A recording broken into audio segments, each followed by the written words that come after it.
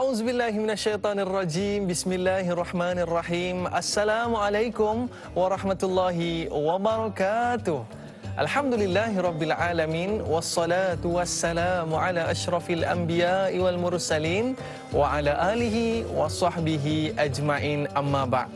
Bersyukur kita kepada Allah Subhanahu wa taala, dengan limpah dan kurnianya kita dapat lagi bertemu dalam program Tanyalah Ustaz, biar tahu jangan keliru. Apa khabar penonton-penonton sekalian? Mudah-mudahan pagi-pagi ini kita mulakan hari kita dengan berselawat kepada baginda sallallahu alaihi wasallam. Allahumma salli ala Muhammad, ya Rabbi salli alaihi wasallim. Allahumma salli ala Muhammad, ya Rabbi salli alaihi wasallim. Mudah-mudahan pertemuan kita ini dirahmati dan diberkati Allah Subhanahu wa taala.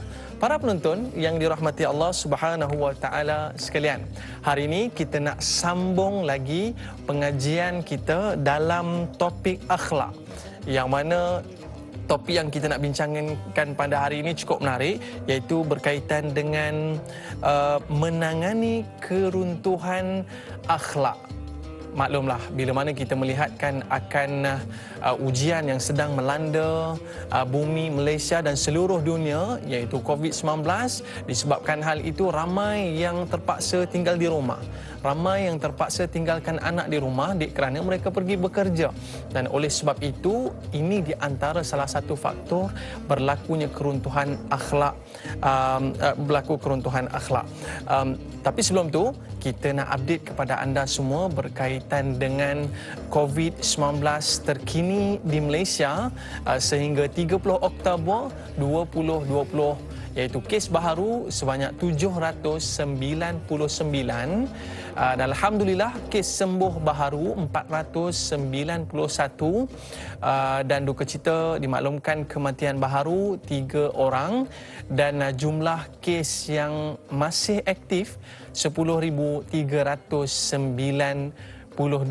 Dan sama-sama kita berganding bahu, mudah-mudahan kita dapat sama-sama memutuskan rantaian COVID-19 dengan kita mencuci tangan, sama-sama kita pakai penutup muka dan seterusnya kita menjaga penjarakan fizikal. Baik, sekarang ini, pada hari ini, para penonton dirahmati Allah SWT sekalian, kita nak sambung pengajian dalam topik akhlak. Cukup menarik. Ambil anak-anak kita, tarik, kejut mereka daripada tidur, suruh mereka duduk di atas sofa sama-sama dengan kita sambil sarapan pagi itu. Kita meladani satu topik yang cukup menarik, menangani keruntuhan akhlak. Dan special kita bawakan kepada anda pada hari ini, kita bersama dengan Al-Fadil Ustaz Jazlan Abdullah. Apa khabar Ustaz? Alhamdulillah, syukur kepada Allah. Alhamdulillah ya. Topik hari ini cukup menarik dan cukup dekat dengan diri kita, dan ia merangkumi bukan saja kepada remaja tetapi kepada seluruh rakyat Malaysia. Tapi sebelum tu, para penonton yang dirahmati Allah SWT sekalian yang ingin bersama dengan Al-Fadil Ustaz, boleh call kita di talian 1-800-88-1677 ataupun boleh terus ke Facebook Tanyalah Ustaz TV3. Jangan lupa tekan butang like dan kongsi, ya. Tekan butang like dan kongsi agar lebih ramai yang mendapat manfaat daripada pertemuan kita pada hari ini.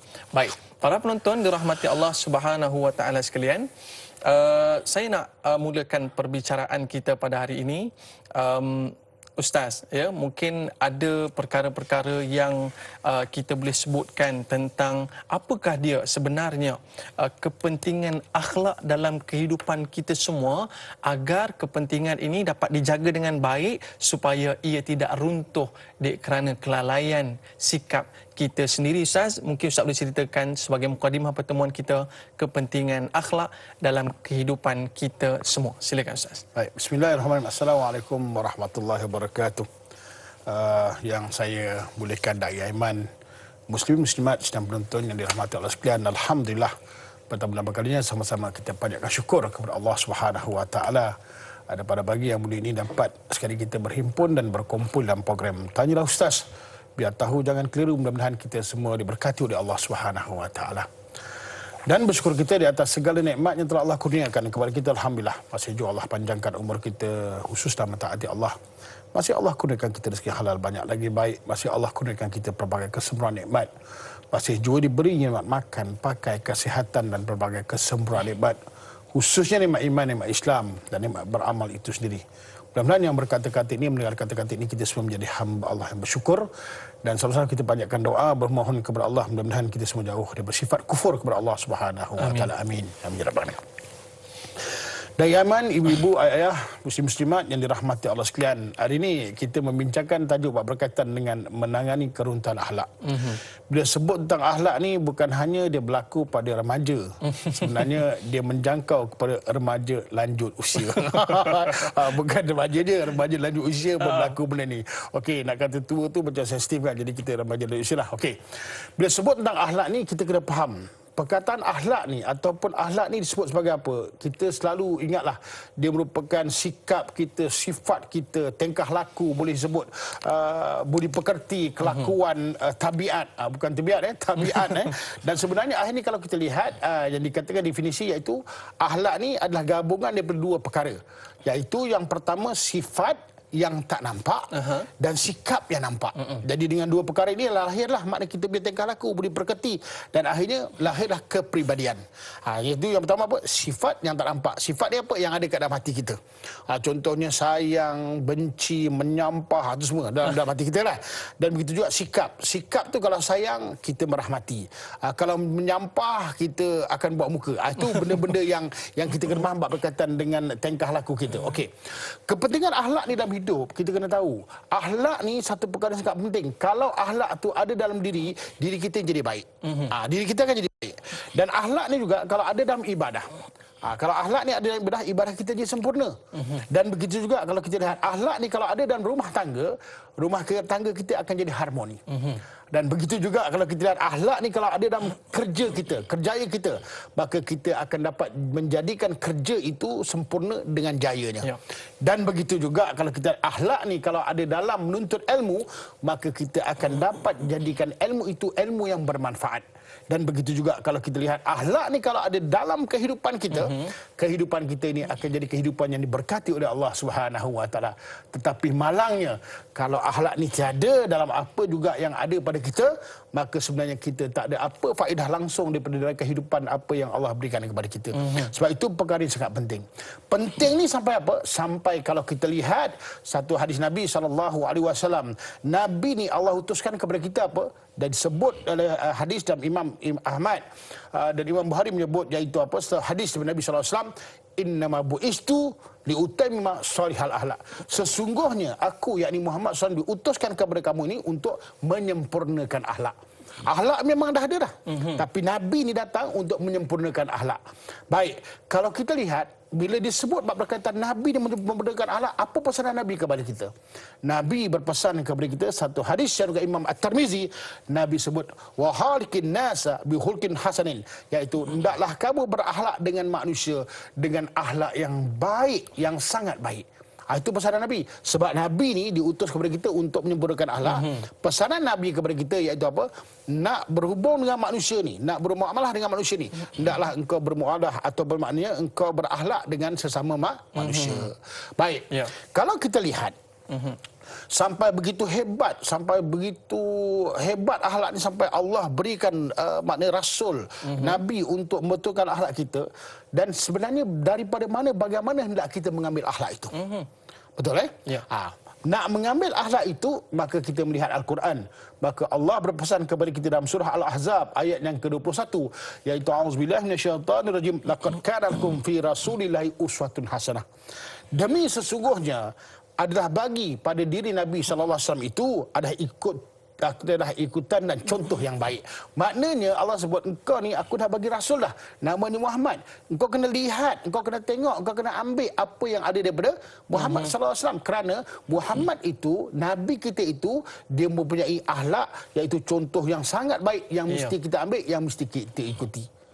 Dan begitu juga Allah menyambung firman-Nya dalam surah Al-Qalam ayat yang keempat, iaitu apa Allah sebut, wa innaka la'ala khuluqin azim. Kerana apa kita kena ambil dari Muhammad SAW itu? Kenapa kita kena contohi Nabi SAW itu? Bab berkaitan dengan akhlak ini, kerana Allah sebut sesungguhnya ya Muhammad, iaitu benar-benar engkau ni mempunyai budi pekerti yang sangat agung, iaitu sangat tinggi. Maknanya kita kena melihat Nabi lah. Bila kita dapat melihat Nabi SAW, waktu itu kita akan dapat mengambil, iaitu apa? Itibar, mengambil pembelajaran atau maknanya mengambil ilmu bagaimana kita nak berakhlak dalam hidup. Contoh, contoh. Bila Allah dah sebut kau kena tengok Nabi, kau kena ambil dekat Nabi. Contohnya apa? Contohnya apabila satu ketika disebut dalam satu hadis Nabi SAW yang diriwayatkan oleh Imam Ahmad, haddatsani Abu Abdullah bin Abdullah Al-Jadali, telah menceritakan kepadaku, iaitu Abu Abdullah Al-Jadali, qala qultu li Aisyah kaifa kana khuluqur Rasul sallallahu alaihi wasallam fi ahlihi. Maka satu ketika telah bertanya kepada Sayyidatina Aisyah, bagaimanakah akhlak Rasulullah sallallahu alaihi wasallam itu terhadap keluarganya. Tengok ini contoh dia. Maka qalat kana ahsanan nasu khuluqan. Maka Sayyidatina Aisyah menjawab, sesungguhnya baginda Muhammad sallallahu alaihi wasallam itu adalah orang yang paling baik akhlaknya. Nampak tak? Nabi itu digambarkan kepada kita oleh Aisyah, iaitu orang yang sangat baik akhlaknya. Bagaimana keadaan baik akhlaknya? Lam yakunu fahishan. Nah, baginda Nabi sallallahu alaihi wasallam itu tidak pernah melakukan perkara-perkara yang keji. Makna perkara yang keji ni tak pernah buat. Makna baiklah tu. Perkara keji, perkara yang buruk lah. Dan begitu juga, wala mutafahishan. Dan baginda Nabi SAW ini tidak pernah bercakap dengan perkara-perkara yang kotor. Tak ada gebang, tak ada apa, bohong, tak ada lah. Maknanya, tak pernah bercakap benda-benda yang kotor, yang buruk. Dan begitu juga kalau kita lihat, disebut dalam hadis ini, Aisyah menyatakan, wala sahaban bi aswaq, iaitu apa? Nabi SAW, baginda Nabi SAW tidak pernah berteriak-teriak di pasar. Tidak pernah buat hingar-bingar, menyebut dekat pasar, tak pernah. Dan begitu juga Nabi SAW sifatnya wala yujzi'u bisayyi'atin misliha, dan Nabi SAW, baginda Nabi SAW tidak pernah membalas kejahatan kepada orang yang telah membuat jahat kepada ini. Kan hebat kan? Dan apa kata Sayyidatina Aisyah, iaitu walakin ya'fu wa yasfahu, akan tetapi baginda Nabi SAW itu mempunyai sifat pemaaf dan pengampun. Kalau kita lihat rangkuman ni, baru kita tahu hebatnya Nabi itu memang orang-orang yang baik akhlaknya, sampai Allah sebut kau tengoklah Muhammad itu macam mana akhlaknya. Baru kita dapat khabar daripada Sayyidatina Aisyah, begitulah sifat Nabi kita Muhammad sallallahu alaihi wasallam. Mudah-mudahan dengan pembukaan yang kita sebut berkaitan dengan akhlak, kepentingan akhlak ni, dan daripada mana kita nak ambil, daripada mana yang kita nak lihat, dan kita pun dah dapat berita daripada akhlak Nabi kita Muhammad SAW. Mudah-mudahan yang berkata-kata ini, mendengar kata-kata ini, kita mudah-mudahan dapatlah mengambil iktibar yang baik. Mudah-mudahan kita menjadi akhlak yang baik. Mudah-mudahan kita semua diberkati oleh Allah Subhanahu wa taala. Betul Ustaz, bila saya sebut macam ni Ustaz, tu ada makcik kita dekat kaca TV tu, dia singgung suami dia. Dia kata, "Abang dengar tu." Dengar tu Ustaz cakap tu. Ini cara Nabi sallallahu alaihi wasallam berakhlak di dalam keluarga Ustaz, ya. Romantik yang Nabi sallallahu alaihi wasallam. Dan yang penghujungnya Ustaz sebut tadi, Nabi SAW seorang yang pemaaf. Allahu Akbar. Ini bukan mudah tau. Bukan mudah Zai. Nak cakap Nabi SAW iaitu apa? Pemaaf dan pengampun ni. Kita ni macam mana agak-agak? Agak-agak boleh maafkan orang tak? Susah. Jangan bohong diri lah. Jangan bohong diri. Tak boleh kalah. Betul. Batu besar ada duduk. Batu besar ada duduk. Satu poin yang cukup menarik yang Ustaz sebutkan sebentar tadi. Satu saja. Sebab kita akan runtuh akhlak. Apa dia Ustaz sebut sebentar tadi? Bila akhlak tiada dalam diri kita. Kita ada soalan di Facebook Ustaz. Tapi sebelum tu Ustaz, ya, kita nak dengar daripada Al-Fadhil Ustaz berkaitan dengan faktor keruntuhan akhlak dalam masyarakat Ustaz. Mungkin Ustaz boleh terangkan, tapi ia mungkin ada kaitannya dengan soalan yang akan kita bacakan sekarang ni Ustaz. Boleh kita raikan soalan? Boleh. Kita bersama dengan Laila Dila Rosa. Assalamualaikum Ustaz dan Da'i, semoga sihat hendaknya. Seawal umur berapakah anak-anak ini perlu didikan dalam menangani masalah keruntuhan akhlak agar mereka boleh bersedia dan bijak dalam menangani sebarang masalah selain boleh membezakan yang mana baik atau buruk agar tidak terjerumus ke lembah yang tidak bermoral. Mohon Ustaz kongsikan ilmunya. Terima kasih ustaz dan dai. Terima kasih Laila Dila Rosa, soalan yang cukup menarik sebagai permulaan hidup. Ya, bagaimana yang kita sebutkan pepatah Melayu kata melenturi bulu biarlah daripada rebungnya. Daripada kecil Ustaz. Mungkin Ustaz boleh ceritakan bagaimana Islam menggariskan pendidikan anak-anak ini sedari kecil Ustaz. Baik. Bismillahirrahmanirrahim. Daila di Rosa, namanya pun merdu sedap ni. Betul Ya betul tau. Susah buat nama Daila ni. Okey. Baik, Daila di Rosa. Okey, kalau kita lihat memang benar bagaimana kita nak mendidik anak kita ni supaya daripada peringkat awal kita dah bersedia dan memberi persediaan untuk anak ni betul-betul nak menempuh kehidupan dengan gelombang yang sangat besar terkini. Ini ni gelombang sangat besar. Gelombang keruntuhan akhlak ni sangat besar. Nanti kita akan sebut berkaitan bagaimana faktor keruntuhan akhlak ni berlaku dalam masyarakat. Okey. Dalam Islam kalau kita lihat pendidikan yang penting untuk mendidik anak kita ni ada 4 tahap. 4 tahap. Cara mendidik ada 4. Perkara yang pertama iaitu apa? Tahap yang pertama daripada saat kelahiran tu sampai umurnya 6 tahun. Apa yang perlu kita lakukan? Pertama, hendaklah kita manjakan dia. Hendaklah kita mengasihi anak kita ni, tunjukkan kasih sayang, menyayangi, mengasihi dan tidak membezakan antara abang dengan adik serta berlaku adil dengan anak-anak. Maknanya ini tempoh memanjakan anak, menyayangi anak, mengasihi anak. Daripada lahir sampai 6 tahun. Sebab itu kita waktu ini tidak digalakkan untuk rotan anak. Isi 5 tahun dah nak kena rotan anak tu. Tak boleh lah. Kenapa? Walaupun dia salah, atas dasar mendidik, kita tak boleh rotan dia. Kerana apa?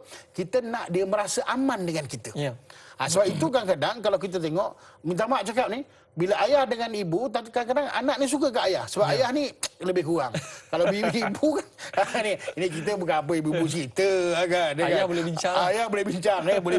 Boleh bincang tepi ke.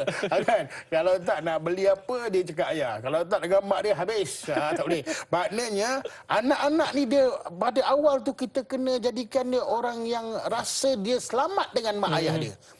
Mana kadang-kadang kita tengok antara adik-beradik dia pun dia suka kat Along dia. Kenapa tak suka dekat Angah dia? Mungkin Angah dia tu macam kutu gagal sikit kan. Jadi walaupun tatkala umur yang lahir itu ke 3-4 tahun ni kan. Dia tengah orang Jawa cakap glidis tu. Tu bahasa Jawa tu.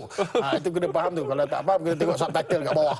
Okey, maknanya waktu tu kena manjakan, kena beri faham. Satu. Dan yang kedua, pada umur 7 hingga 14 tahun.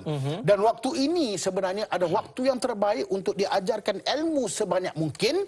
Lepas tu ajarkan dia berdisiplin dan ajarkan dia bertanggungjawab. Sebab itu mula sekolah kita umur 7 tahun. Mungkin 6 tahun tu Sadika kan. Tapi formal tu 7 tahun. Sebab apa? Daripada 7 tahun ni banyak ilmu nak kena bagi kat dia. Kita bersediakan dia iaitu apa? Daripada disiplin. Pakaiannya kena kemas nak pergi sekolah kan. Betul. Belajar bertanggungjawab. Kita bagi dia beg botol air. Asal saya tengok ada yang cakap, Ustaz, saya ni macam mana? Anak saya ni color pensel pun yang saya hilang. Tiap hari, tiap minggu saya kena bagi. Bagi apa, kena beli. Macam mana Ustaz ni? Saya cakap macam ni lah. Bagus sebenarnya anak tu hilang color pensel daripada anak tu balik tiap hari dia balik bawa lebih color pensel. Mana kita nak minat? Lebih. Kan? Tiap hari lebih kan? Mana kita nak, kalau kurang kita boleh disiplin kan? Kalau lebih selalu pening itu. Taiko kita taiko. Okey, maknanya kita beri dia asas tanggungjawab mengikut acuan beragama. Sebab itu 7 sampai 14 tahun ni ingat, bukan hanya pendidikan agama tu menyeluruh. Matematik pun benda agama, sains tu benda agama. Maknanya kita faham bahawa sesungguhnya ilmu ni sangat penting. Pada waktu itu kita benar-benar memberi perhatian untuk mendisiplinkan dan bertanggungjawab. Itu waktu peringkat yang kedua. Peringkat yang ketiga umur 15 tahun hingga 21 tahun. Proses ni hendaklah proses berkawan dengan anak kita. Jadikan kawan lah, friend. Boleh berborak, boleh berbincang, boleh bergurau, berkongsi apa masalah dengan kita. Dan sebenarnya kita di waktu tu hendaklah menjadi pendengar yang terbaik, pendengar setia. Kadang-kadang anak dia malah nak cakap mak bapak, pasal mak bapak dia akan ketis macam tu je. Alah, engkau ni apa tahu? Macam tu tak? Tak, kita kena dengar waktu tu. Pasal dia mula remaja. Dia masuk remaja, dia banyak benda yang dia tak tahu. Banyak benda yang biar dia berkongsi dengan masalah kita. Dan kita pun ajak dia berkongsi masalah kita. Supaya dia berfikir.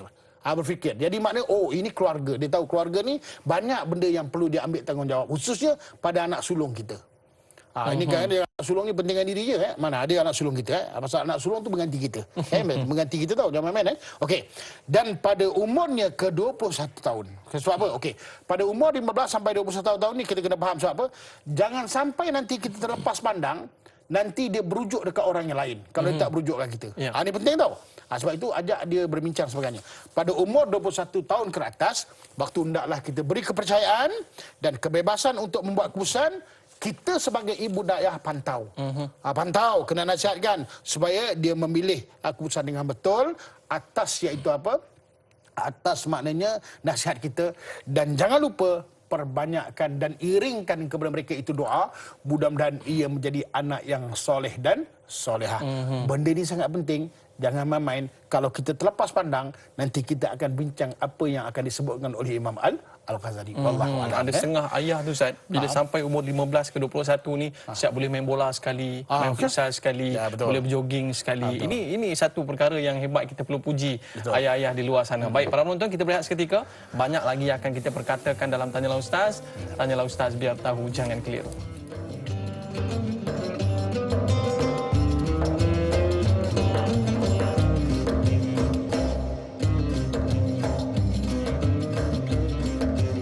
Alhamdulillah, kembali dalam Tanyalah Ustaz, biar tahu, jangan keliru. Kita kembali dalam perbincangan kita pada hari ini dalam topik akhlak, memerangi keruntuhan akhlak. Baik, para penonton yang menangani keruntuhan akhlak, tersasul pagi-pagi ni kan.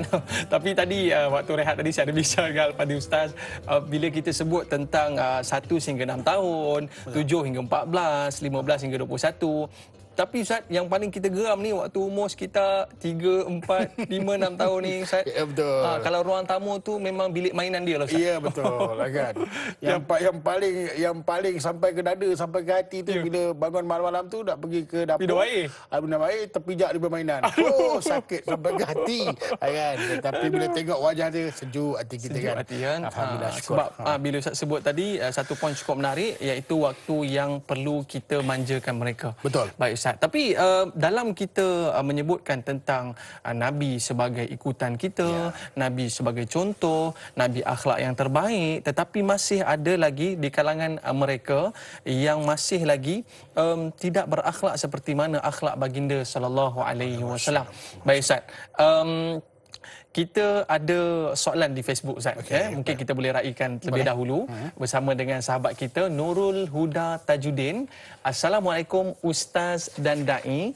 Keruntuhan akhlak merupakan satu perkara yang amat membimbangkan pada masa kini. Apakah yang perlu dilakukan oleh individu itu sekiranya individu itu sendiri agar tidak terjebak dengan keruntuhan akhlak ini? Mohon penjelasan Ustaz. Terima kasih. Sebab kadang-kadang bila kita sebut keruntuhan akhlak ni, kita duk tunjuk ke orang. Betul. Tapi sebenarnya ke diri kita tu yang sebenarnya lebih banyak perkara yang perlu kita perbaiki. Persilakan Ustaz. Baik, bismillahirrahmanirrahim. Nurul Huda Tajuddin. Baik, berkaitan dengan bagaimana kita menangani keruntuhan akhlak khususnya pada diri kita. Pada diri kita. Ini paling baik tau. Sebenarnya jangan tengok orang, tengok diri kita dulu. Pagi tadi kita tengok cermin, muka kita juga kan yang keluar kan. Okey, memang betul. Sebab itu satu ketika Nabi SAW pernah berpesan kepada kita satu hadis yang dikatakan oleh Imam Abu Daud dan Ibnu Majah. Nabi menyebut dalam hadis ini iaitu akmalul mu'minina imanan ahsanum khuluqan. Orang mukmin yang paling sempurna imannya iaitu apa? Adalah orang yang paling baik akhlaknya. Ingat pesan Nabi. Maknanya kalau kita ni jadi orang beriman nak sempurnakan iman ni iaitu apa? Dengan memperbaiki akhlak. Sebab itu akhlak ni lahir daripada apa? Lahir sebenarnya daripada hati. Sebab itu akhlak lahir daripada gambaran hati kita. Bagaimanakah hati kita? Tadi dah sebut dah, saya sebut iaitu apa? Akhlak ni gabungan daripada dua perkara, iaitu berkaitan dengan sifat yang ada di dalam sifat kita dan sikap kita yang nampak menonjol di luar. Sebab itu kalau kita tengok hati ni kena perlu perbaiki dahulu. Contohnya apa? Kadang-kadang kita menyampah, bengkak kat orang kan. Itu semua dalam hati yang disebut sebagai sifat kita kan. Lahirnya iaitu apa sikap kita, kita akan jeling kat orang tu. Nah, datang pula bapak mentua aku ni. Allah, dia bengang kat bapak mentua dia, dia jeling bapak mentua dia, bengang aja kan. Macam tu. Tak suka dah orang, jeling kat orang. Kadang-kadang tak suka orang sampai apa percakapan kita tak jaga. Ini penting. Sebab itu pada peringkat awal yang pertama untuk diri ni, bersihkan hati. Ya. Sampai Nabi SAW menyebut dalam hadis yang begitu popular yang selalu kita sebut, iaitu apa? Ala wa inna fil jasadil mudghah iza salahat salaha jasadu kulluhu wa iza fasadat fasadat jasadu kulluhu ala wa hiya al qalbi. Iaitu apa? Ketahuilah. Ni Allah Nabi sebut, ketahuilah sesungguhnya dalam badan kita ni ada seketul daging. Kalau baik daging tu, baiklah diri kita seluruhnya. Kalau tak betul daging tu, buruklah daging tu, maka buruklah kita seterusnya. Iaitu apa? Yang disebut daging itu disebut sebagai hati. Mudghah itu iaitu sebagai hati. Sebab tu hati ni ada 3. Sebab hati ni. Pertama disebut qalbun salim, iaitu apa? Hati yang bersih, hati yang baik. Contohnya hati orang beriman, hati orang bertakwa, hati orang yang beramal, hati yang dapat merasa kebesaran Allah Taala dan sentiasa bersyukur kepada Allah. Itu hati yang baik. Dan yang kedua, hati yang mati. Itu bagi orang-orang kafir dan kufur kepada Allah Ta'ala. Dan yang ketiga, ini yang kita bincangkan. Hati yang sakit, hati yang berpenyakit. Disebut di situ ada mazmumah, ada riak, takabur, sombong, lupa akhirat, macam-macam, menyampah tak masal, bengkak hati. Itu semua yang disebut berkaitan dengan hati. Kalau kita tak dapat ubat hati kita ini, maka rosaklah hidup kita, rosaklah sifat kita. Baiklah macam mana pun, kalau hati ni busuk, dia akan jadi busuk. Contohnya orang baik pergi masjid, contohnya masjid. Bagus tak? Subuh-subuh pergi masjid, bagus sangat, terbaik. Ingat senang nak pergi masjid. Sampai masjid lepas solat tapi pasal hati tak dijaga, keluar masjid dia tengok orang, yang sebelah ni tak pernah pergi masjid. Lampu pun tak buka lagi. Astagfirullahaladzim. Macam mana dah tua. Dia istighfarkan orang tu dapat dia. Padahal istighfar untuk diri dia. Dia hati kena jaga. Biarlah orang begini, kita kena dakwah tu lain cerita. Tapi maknanya jangan sampai hati kita merosakkan diri kita. Sebab itu, seorang yang tak dapat mengawal hati dia, dia akan rosak. Apa yang perlu kita jaga? 2 perkara. Pertama, cari ubat hati. Cari ubat hati ni iaitu apa? Dengan iman. Dan yang kedua, jangan cari puas hati. Sebab puas hati ni daripada apa? Daripada syaitan. Sebab itu macam mana nak mendidik hati? Nak mendidik hati, kalau ikut catatan saya ni ada 5 perkara. Pertama iaitu apa? Tutup pintu syaitan. Tutup pintu syaitan pada diri kita iaitu daripada panca indera, iaitu mengekalkan wuduk. Daripada hati, banyakkan zikir. Daripada akal, duduk dalam majlis ilmu. Itu perkara pertama. Dan yang kedua, istiqamah dalam kebaikan. Kita ni kena terus buat di dalam kebaikan, insya-Allah kita akan jadi baik. Dan yang ketiga, tawakal kepada Allah, serah diri kepada Allah Taala. Mudah-mudahan Allah bantu kita. Dan yang keempat, doa. Apakah doa dia? Kalau kita lihat Al-Imam At-Tirmizi pernah meriwayatkan satu hadis yang Nabi ajar kita doa, iaitu apa? Bismillahirrahmanirrahim. Ya muqallibal qulub sabbil qalbi ala dinik, iaitu wahai hati yang berubah balik, iaitu tetapkan hati ini iaitu atas jalan agama. Minta kepada Allah. Ini doa pun kita dah tahu. Dan yang kelima, ingat sentiasa memperbaiki niat. Dengan 5 perkara ni, insya-Allah kita akan dapat menangani keruntuhan akhlak dalam diri kita, dan kita akan jadi insya-Allah biiznillah orang yang baik. Dan mudah-mudahan dengan yang baik itulah Allah bantu kita. Mudah-mudahan kita jadi hamba Allah yang bertakwa. Mudah-mudahan kita menjadi hamba Allah yang soleh dan salihah. Amin ya rabbal alamin. Hati ni Ustaz, walaupun dia berada di dalam diri kita Ustaz, tapi kita boleh nampak hati seorang itu dengan tingkah laku yang diterjemahkan. Ya, betul. Baik Ustaz, kita ada sahabat kita nak bersama dengan Al-Fadhil Ustaz. Boleh Ustaz kita raikan? Boleh. Assalamualaikum. Siapa di talian? Waalaikumsalam warahmatullahi. Ya, siapa di talian? Cediah daripada Itang Perkenal. Oh, apa khabar? Sihat? Alhamdulillah. Tahiyat Pak Iman dan juga Ustaz Jazlan Abdullah. Apa khabar? Alhamdulillah. Encik Elias, silakan dengan soalan. Baik. Soalan saya begini. Ya. Kita sedia maklum Nabi Muhammad itu ialah utusan daripada Allah untuk menyempurnakan akhlak sekalian manusia. Ya. Nabi Muhammad menunjukkan akhlak terbaik dengan kelembutan, dengan kasih sayang terhadap kaum musyrikin, kanak-kanak, orang dewasa, malah dengan binatang pun Nabi menunjukkan kasih sayang. Bagaimana kita ni sebagai di zaman inilah untuk mendidik, menunjuk contoh yang terbaik kepada kanak. Pada zaman dahulu kita, ibu bapa kita menggunakan rotan untuk untuk mendidik kita dengan rotan. Jadi kita setelah dewasa kita masih kita mengikuti apa yang diterapkan oleh ibu bapa kita. Sekarang tidak lagi menggunakan rotan. Saya minta pencerahan daripada Ustaz bagaimana cara didikan yang lebih baik pada zaman ini. Itu saja. Terima kasih. Assalamualaikum. Waalaikumsalam warahmatullahi wabarakatuh. Terima kasih Encik Alias atas soalan yang diajukan, menarik saya. Sebab Nabi SAW tak kira apa bangsa, tak kira apa makhluk sekalipun, hatta binatang pun Nabi berkasih sayang dengan binatang. Jadi didikan orang dulu berteraskan rotan saya. Kalau ayah pegang rotan tu tak ada siapa berani buka mulut. Betul. Tapi zaman sekarang ni agak-agak kena pakai senapang agaknya. Silakan Ustaz. Baik. Bismillahirrahmanirrahim. Betul Cik Elias. Sebenarnya kalau kita lihat Nabi SAW, Nabi ni orang yang pemaaf, orang yang penyantun, orang yang paling baik dan disebut sebagai Al-Amin, orang yang paling amanah, paling benar pada lisan dia. Sebab itu kalau kita lihat nak bermula perkara yang betul itu Nabi ajar kita, maknanya membangunkan itu daripada rumah tangga kita sendiri. Sebab itu dalam rumah tangga ni kita kena faham siapa yang bertanggungjawab atas rumah tangga, iaitu ayah. Ayah ni. Sebab itu tadi timbul cerita buat berkaitan dengan rotan. Sekarang tak boleh rotan sebagainya. Ada nak rotan dia tali dera. Rotan tali dera. Anak kita budak bijak, maklum dah anak-anak teknologi. Kan? Maka kita kena balik pada asal kita. Apa-apa hal pun kena balik apa yang dibawa oleh Nabi SAW, iaitu Al-Quran. Allah menyebut dalam surah At-Tahrim ayat yang ke-6, iaitu a'udzubillahi minasyaitonirrajim, ya ayyuhalladzina amanu qu anfusakum wa ahlikum nara.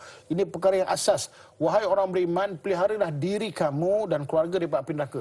Kenapa ayat ni Allah berikan kepada kita? Supaya mendisiplinkan kita, supaya tidak terlanjur dalam hal berkaitan dengan keruntuhan akhlak ini, supaya kita dapat melahirkan satu generasi yang soleh dan solehah, khususnya daripada rumah tangga kita. Sebab itu tanggungjawab ni kepada kita semua. Kan? Nak baik dengan masyarakat, baik daripada rumah dahulu. Betul. Nak baik dengan keluarga, nak baik dengan pakcik-pakcik, semua daripada rumah kita dulu. Macam mana kadang-kadang orang datang rumah kita, anak kita lari masuk dalam. Tak nak salam pun pakcik dia. Kan? Macam mana sekarang? Dan lebihkan game dan sebagainya. Ini kita sebut. Adakah disebut sebagai akhlak yang murni? Ada kita kena jaga. Sebab itu sebagai ayah, ini nak memperbaiki akhlak utusnya pada keluarga, hendaklah kita patuh sekurang-kurangnya 7 perkara dalam hidup ni. Perkara yang pertama, ingat, dalam rumah tangga ini hendaklah kita cipta suasana beragama dalam keluarga. Dalam keluarga ni macam mana cipta suasana dalam keluarga? Iaitu ajak solat bersama, baca Al-Quran bersama, makan bersama. Maka waktu itu asas-asas itu sangat penting. Dengan asas itulah insya-Allah lepas solat berjamaah kita boleh tazkirah sikit. Dengan orang kena jaga baik-baik, adab kena jaga. Kalau ni tak, lepas baca Al-Quran, ambil daripada tadabbur Al-Quran tu apa yang ada dalam Al-Quran tu. Dalam makan, masa makan ni maknanya kita boleh berbincang mana adab makan macam mana, tengok adab bersyukur, rezeki yang masuk macam semua kita berbincang. Mana masukkan suasana beragama dalam keluarga. Kalau kita tak dapat cetuskan ini, tak dapat cipta suasana beragama dalam keluarga, maka akan rosak binasa. Pergilah mana, sampai universiti mana pun, kadang-kadang kita tengok makin tinggi agamanya, makin tinggi pembelajaran, makin biadab dengan masyarakat. Ini yang saya nak sebut, tak kira lah saya sebut. Dan yang kedua, kita sebagai ayah ni kena faham, hendaklah kita terus membimbing anak ini atau keluarga kita ini daripada buka mata sampai tidur semula. Ini atas bawah jagaan kita. Tanpa rasa jemu, Ustaz. Tanpa rasa jemu. Jangan bengkak, bengang. Sudahlah kau ikut kau lah. Ini perangai mak kau lah. Perangai mak kau. Tak boleh agak tu. Mak dia cakap, ini macam bapak kau punya perangai. Dia. Tak, kita kena dinding. Kita kena bimbing. Dinding, bimbing. Dinding dia daripada perkara yang buruk dan bimbing dia untuk terus buka mata itu melihat kebaikan. Ini bukan benda yang mudah. Tapi kalau kita tak boleh cipta, takkan dapat apa-apa dalam hidup berkeluarga. Ini pasal asas dia berkeluarga ni. Dan yang ketiga, ingat, kita kena kawal peluang yang boleh dia terpengaruh daripada perkara-perkara yang boleh merosakkan. Ni pengaruh luar ni banyak kat rumah kita ni. Kalau kita tak betul-betul beri tembok bab agama, maka habis rumah kita. Daripada mana-mana sudut dia boleh masuk perkara-perkara yang buruk kan. Sekarang lagi maknanya dah dunia terbuka kan. Apa juga petik jadi-jadi semua jadi. Sebab tu kita kena kawal. Kawal ni kena fahamlah makna bil hikmah dengan pada asas tadi dengan solat berjamaah dengan al-Quran tu kita boleh akan dapat kawal ruang peluang yang boleh mereka tidak pengaruh dengan perkara yang merosakkan. Dan yang keempat, ingat, kena berkomunikasi dengan baik.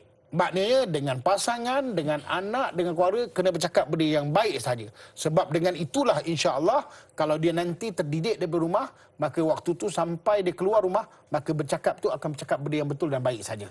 Dan yang kelima, ingat, carikan diri kita, isteri kita, anak-anak kita, iaitu tempat pengajian yang betul. Khususnya apa yang kata pengajian yang betul? Iaitu carilah bidang agama supaya agama itu akan membimbing dia untuk dapat terus hidup berjaya di dunia sampai akhirat. Dan yang keenam, ingat, membinakan hati dengan hati yang mulia supaya lembut hatinya, redha dan dengan apa yang Allah berikan kepada dia dan bersyukur. Dan yang ketujuh yang paling penting iaitu masukkan rezeki yang halal sahaja dalam rumah tangga kita. 7 perkara ini insya-Allah biiznillah kalau kita buat, Cik Ilyas, kita akan dapat melahirkan satu generasi yang baik daripada dulu. Kalau kita lihat mak ayah kita bukan hanya pakai rotan, tengok macam ni saja, dengan lagi berdehem saja kan, maka kita dah keras dah tak ada buat apa-apa. Sekarang kenapa ya batuk, dia tanya kita batuk pula, padahal kenapa bersongkar mata, kenapa dia tanya kita pula. Maknanya berlainan, berbeza kerana sifat kita itu dulu dibentuk daripada keluarga ayah yang betul-betul maknanya untuk membangun keluarga dengan baik dan akhlaknya. Sebab itu dulu orang tua kita kata jaga adab, jaga adab, jaga adab, jaga adab, salam, jaga adab. Itu yang dilafazkan. Gaya pun nak pergi bergaya, jaga adab. Sekarang ni ingat kita buat collection berapa banyak buat collection ni, itu berbeza. Jadi zaman sekarang saya berbeza. Jadi kita betulkan ruang lah, ruang yang ada dalam rumah tangga kita, insya-Allah kita akan dapat lahirkanlah satu generasi yang dan dengan sendiri dapat menangani keruntuhan akhlak khusus dalam rumah tangga kita. Wallahualam. Bila Ustaz sebutkan satu poin yang cukup menarik, dinding perkara yang buruk, bimbing perkara yang baik. Kita berehat seketika, kembali selepas ini.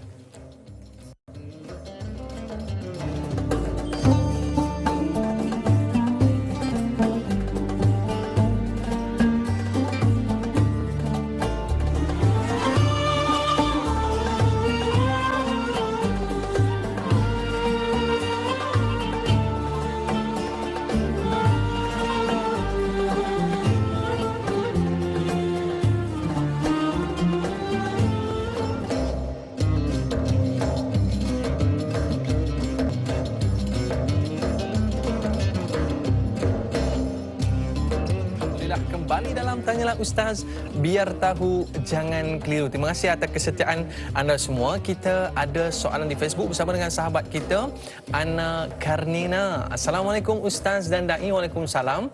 Semoga sentiasa di bawah naungannya. Amin ya rabbal alamin.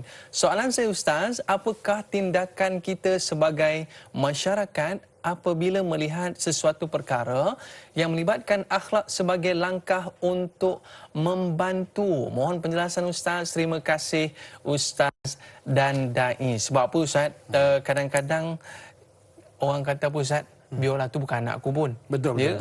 Tak payah disibuk-sibuk kan. Betul. Yang rosaknya anak orang bukan anakku. Betul. Ini ada segelintir lah kecil masyarakat yang mungkin merasakan bahawa itu bukan anak dia. Apa pandangan Ustaz? Baik, bismillahirrahmanirrahim. Kalau kita lihat berkaitan dengan daripada Ana Karina ni, macam mana kita berdepan dengan hal berkaitan dengan bertembung akhlak yang buruk depan mata kita. Sebab itu kalau kita lihat pernah Nabi SAW menyebut dalam maksud hadis ni, kalau kita mampu menegah dengan tangan, kita tegah dengan tanganlah. Kalau tak pun kita dengan lisan bercakap, menasihati. Dan yang kalau tak boleh pun araful iman tu maknanya kita membenci dengan sifat mereka. Jadi kedudukan kita di mana? Kedudukan kita mana? Sebab itu saya sebut bila kita berdepan dengan orang-orang yang buruk akhlak ni, buruk akhlak apa buruk akhlak? Kadang-kadang senang ceritalah.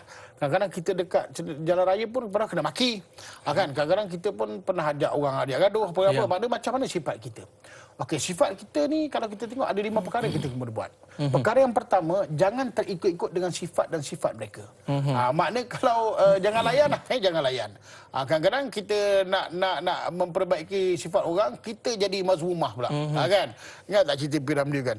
Dia ketuk saya macam begini. Awak ketuk kepala saya. Saya bagi contoh.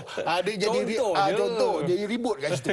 Jadi maknanya jangan terikut sifat mereka. Maknanya kalau kita tengok keadaan tu tak bagus, kita masuk campur. Kalau nak tujuan untuk memperbaiki pun nanti kita akan jadi mazmumah. Kata orang bergaduh, kita pun nak masuk campur. Konon kita nak meleraikan, tapi sebenarnya kalau kita tengok keadaan tu, kalau kita lerai pun kita akan jadi sekali juga bergaduh, maka waktu tu kita kena undur satu step ke belakang. Maka kita kena fikir, okey.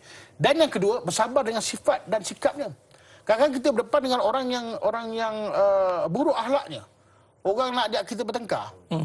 Takkan kita nak layan tu betul lah. Maka kita sabar dengan sikap orang tu. Sabar. Jangan kita ikut, sebab kalau kita ikut nanti kita jadi mazmumah juga. Kita jadi buruk juga. Jadi bersabar. Sabar atas ni. Sabar ni boleh cakap. Tapi kadang-kadang berangan juga. Kan? Berangan juga kan. Dicabar, dia sabar. Kita sabar. Dicabar, kalau dicabar kita bersabar. Dan yang ketiga, kita sentiasa mendoakan. Doa ni banyak, nanti kita akan kongsi doa dekat program kita akan kongsi doa. Dan ingat, kita kena dakwah dan nasihatnya dengan hikmah. Mungkin kita ambil masa sikit, kita tengok anak jiran kita tu tak berapa bagus. Jangan sekarang, waktu yang terbaik, mungkin hari raya ke, mungkin ajak dia ziarah rumah kita ke, dengan sendiri kita nasihat, kita dakwahkan dia dengan hikmah, insya-Allah dia akan dengar kita punya perkataan dan akhirnya istiqamah dengan niat kita yang baik.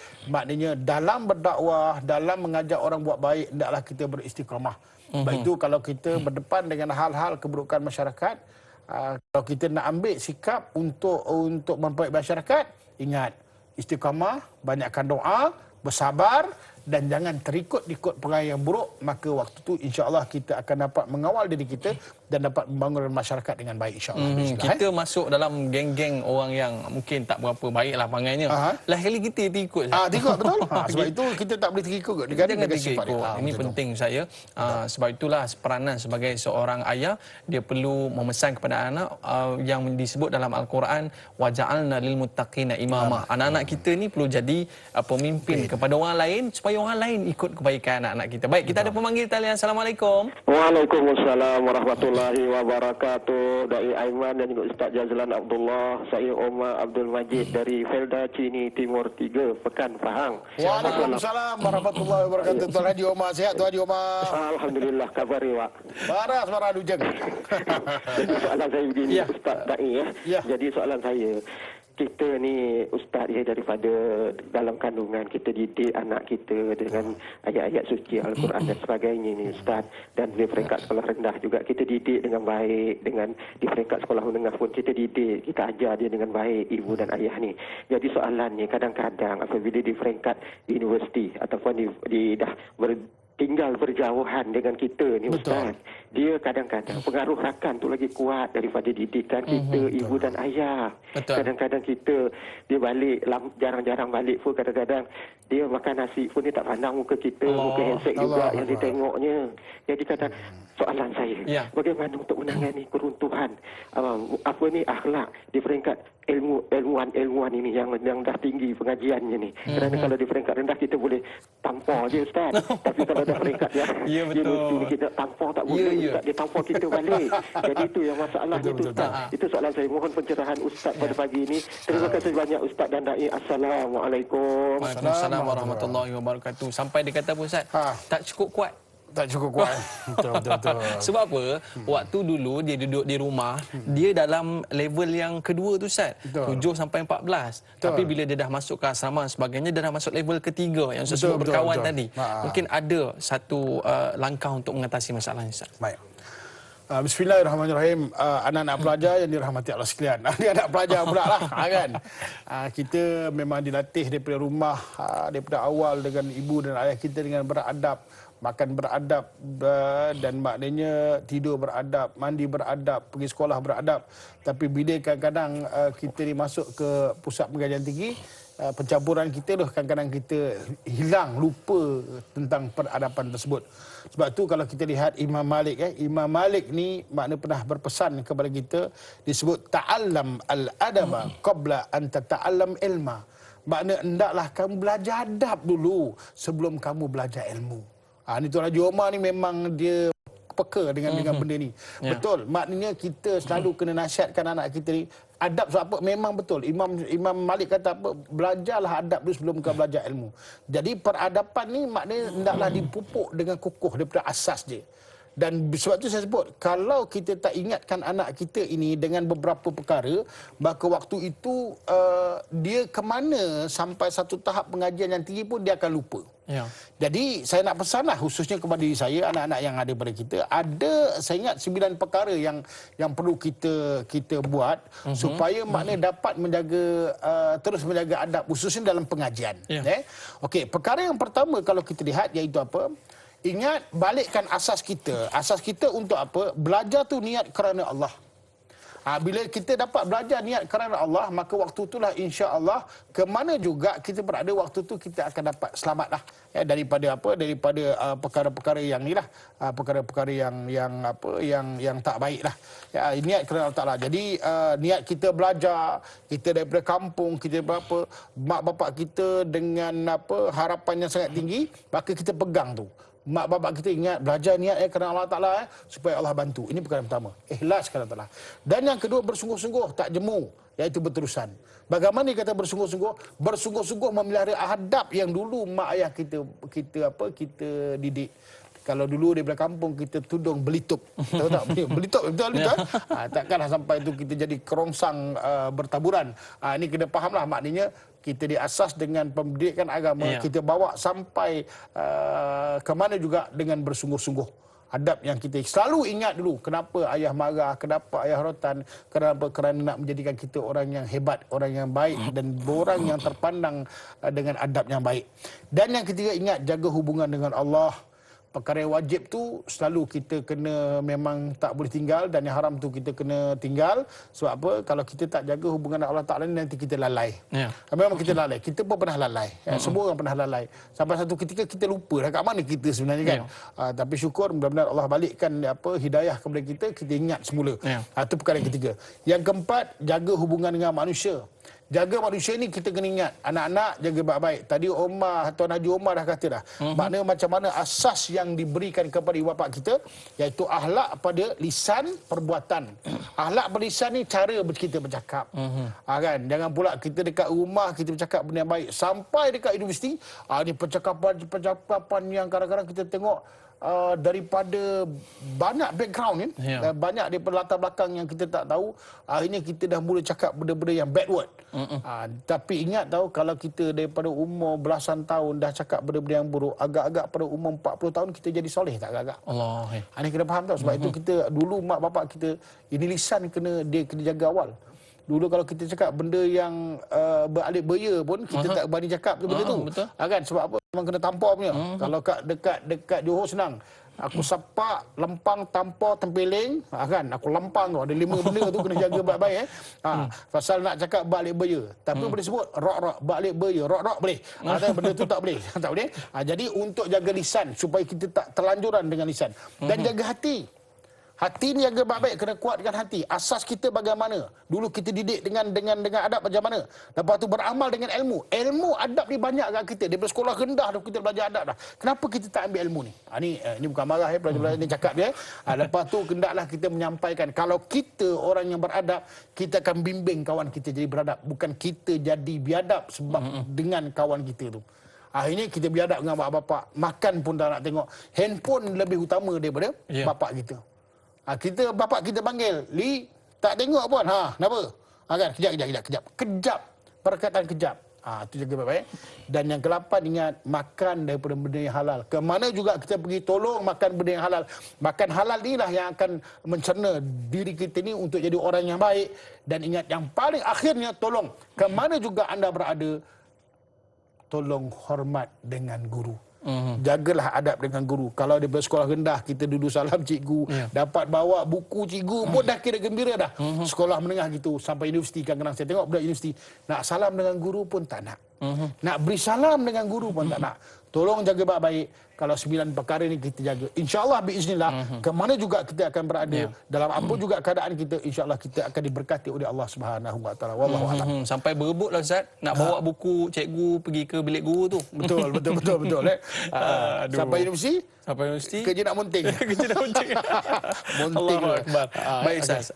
Tapi sebelum tu Ustaz, kita nak war-warkan kepada para penonton sekalian yang ingin menghubungi Al-Fadhil Ustaz, mungkin ada soalan yang nak diajukan tentang masalah gejala sosial ataupun bagaimana menangani keruntuhan akhlak ini, boleh call kita di talian 03-7726-1603 ataupun boleh tulis di ruangan komen kita di Tanyalah Ustaz TV3. Jangan lupa tekan butang like dan share agar lebih ramai yang mendapat manfaat dalam pertemuan kita pada hari ini. Baik Ustaz, sahabat kita di Facebook, Rahimah Saud. Assalamualaikum Ustaz, Da'i dan kru-kru. Waalaikumsalam. Keruntuhan akhlak di kalangan suami-suami Islam semakin menjadi-jadi. Apakah punca-punca utama menyebabkan berlakunya keruntuhan akhlak para suami dan bagaimanakah masyarakat boleh mengatasi atau membendungnya? Terima kasih Ustaz dan Da'i. Baik, mungkin kita boleh sebutkan dengan lebih indah lagi akhlak sesama pasangan saya. Tak adalah tembak suami je. Maklumlah yang duduk di depan ni kan suami-suami je. Ya betul, asyik kita je kan. Silakan Ustaz. Baik, bismillahirrahmanirrahim. Okey, bila sebut berkaitan dengan keruntuhan akhlak ni dengan pasangan, kita kena faham dalam rumah tangga ni dia asas tujuan perkahwinan yang Allah berikan kepada kita dua perkara, iaitu mawaddah wa rahmah, iaitu Allah beri kita pasangan ni tujuan apa? Untuk berkasih dan bersayang dan tenteram kita dengan pasangan yang Allah berikan kepada kita. Sebab itu dalam hal berkaitan dengan asas perkahwinan ini dan asas berpasangan ini, maka satu ketika Nabi SAW telah menyebutkan dalam satu hadis yang diriwayatkan oleh Imam At-Tirmizi, an Abi Hurairah radhiyallahu anhu qala Rasulullah SAW, akmalul mu'minina imanan ahsanuhum khuluq. Nabi sebut orang mukmin yang paling sempurna imannya adalah ia mempunyai akhlak yang terbaik. Satu. Dan hiyarukum linisaihim khuluqan. Dan yang terbaik di antara kalian adalah yang terbaik akhlaknya kepada pasangannya. Maknanya Nabi sebut, maknanya kau tahu tak, orang yang terbaik ni di antara kamu orang yang terbaik dengan pasangannya. Ini bagi orang lelaki lah, bagi orang lelaki. Dan bagaimana untuk menangani keruntuhan akhlak usaha dalam rumah tangga, khususnya dengan pasangan kita, kita kena jadikan rumah tangga ini adanya pada 6 perkara. 6 perkara. Perkara yang pertama, ingat jadikan pasangan kita itu sebagai pendidik. Suami wajib mendidik isteri, isteri pun maknanya wajib membisikkan suami dengan perkara-perkara yang baik. Betul betul. Kan? Maknanya kita kadang-kadang kita suami ni lawan neraka kan. Kita tak pernah dengar cakap ataupun yang apa yang dibisikkan oleh isteri kita. Isteri pun kena tegur juga. Kena tegur lah. Kalau tegur tu nampak kasar, bisikkan. Cari waktu berbisik-bisik tu di mana? Itu masing-masing pun nak faham. Fahamlah, maknanya membisikkan pasangan itu dengan apa? Dengan ibadah. Membisikkan pasangan itu dengan mentauhidkan Allah. Membisikkan pasangan itu dengan apa? Dengan akhlak yang terpuji. Barulah jadi didikan yang baik, kan? Yang awak ni kalau taruh gelas janganlah hentak macam ni. Ya Allah, terkejut saya, kan? Boleh lembut sikit tak, kan? Dulu bapa saya hentak saya percaya. Itu bapa awak, ini suami awak. Benda yang perlu dibisikkan. Satu. Yang kedua, kita kena faham dalam rumah tangga, ingat pasangan yang baik, iaitu jadikan pasangan kita ni, iaitu kita sebagai ayah, iaitu apa? Isteri kita sebagai ibu. Kita ada tanggungjawab ayah. Bukan kita Law Ranger je. Bukan ibu, bukan dia punya ibu pun melayan Facebook je. Ini kena faham, ini kita ceritalah. Jadi dia ada tanggungjawab. Tempat zuriat kita bergantung, rumah tangga kita bergantung. Kasih sayang, penyantun, tugasan dalam agama. Jadi waktu tu taklah suami ni dia meninggalkan tanggungjawab ataupun suami ni dia tak boleh dengar cakap sebab dia tahu dia ayah, dia pemimpin. Dan isterinya itu apa? Dia tahu dia orang yang menjadi tulang belakang kepada rumah tangga tersebut, kepada suami. Okey, kedua. Dan yang ketiga apa? Ingat, jadikan pasangan kita ni penghibur. Barulah maknanya akhlaknya baik, kan? Ibu cari apa kesukaan, kegembiraan isteri kita, dan suami kena cari apa kegembiraan isteri, isteri kena cari apa kegembiraan suami. Tapi tak match lah, Ustaz. Ha? Kadang-kadang tak match. Tak match ya? Kena belajar lah saya. Kena belajar. Belajar lah. Kena isteri minta pokok. Tak, rasa bercinta, pandailah pula. Dah kahwin, ini nanti hari, saya sebut hari jadi bini, baru kita tanya nak beli apa juga, dan kita tanya anak kita. Kadang orang lelaki ni kena berlakon juga saya. Itulah, kalau kita tanya bini, anak kita, nak belikan hadiah apa mak kau? Anak kita kata apa? Ya, itu kan isteri ayah. Kan? Juga, tapi tu kau jangan lupa, tu kan mak kau. Kita pun kita tak tahu macam mana. Kan? Yang kita tahu suami kita balik Mekah aja. Yang kita tahu bini kita kerjanya beletir. Itu. Cari kegembiraan. Okey. Dan begitu juga yang keempat, jadikan pasangan kita teman sejati. Bila kita berteman dengan isteri kita, pasangan kita, waktu tu insya-Allah biiznillah dia tidak akan jadi keruntuhan akhlak, khususnya macam disebut tadilah, maknanya benda-benda yang tak baik. Dan ingat yang kelima, iaitu apa? Jadikan pasangan ini pembela. Bagaimana pembela? Iaitu membantu kita. Kita tolong suami, suami tolong kita tolong keluarga, keluarga tolong kita. Itu jadi akhlak yang baik. Dan akhirnya yang keenam, kita kena tahu iaitu apa? Jadikan pasangan kita memelihara maruah. Jangan sikit-sikit mengadu domba, jangan sikit-sikit mengadu. Akhirnya benda-benda itu bukan jadi baik, benda-benda itu akan membuka keaiban dan akhirnya jadi bergaduh, jadilah keruntuhan akhlak khususnya dengan pasangan kita. Tolong sama-sama beradab, jaga maruah, kita masing-masing ada kelemahan. Dengan kelemahan itulah kita masing-masing memperbaiki. Dengan insya-Allah dengan perbaiki itulah kita akan dapat membina satu rumah tangga yang kukuh. Saya suka cara Ustaz bagi tadi dengan cara berbisik. Tapi setengah orang tu bisik waktu bangun tidur, Ustaz. Dia kata sakaratul maut. Sudah.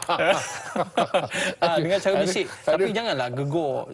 Bang, jerit kuat-kuat sampai bukan kata suami kita yang bangun, Ustaz. Suami rumah sebelah bangun. Betul. Baik, kita berehat seketika. Para penonton, banyak lagi akan Ustaz kongsikan kepada kita. Kita berehat.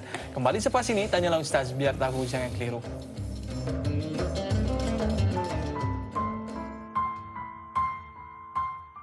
Allahumma inni a'udzu bika minal barasi wal jununi wal judham wa min sayyi'il asqam.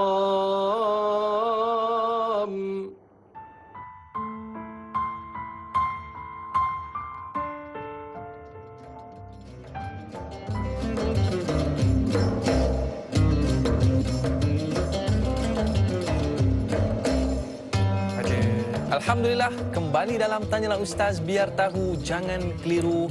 Kita masih lagi dalam perbincangan dalam topik akhlak kita, iaitu memerangi atau menangani keruntuhan akhlak.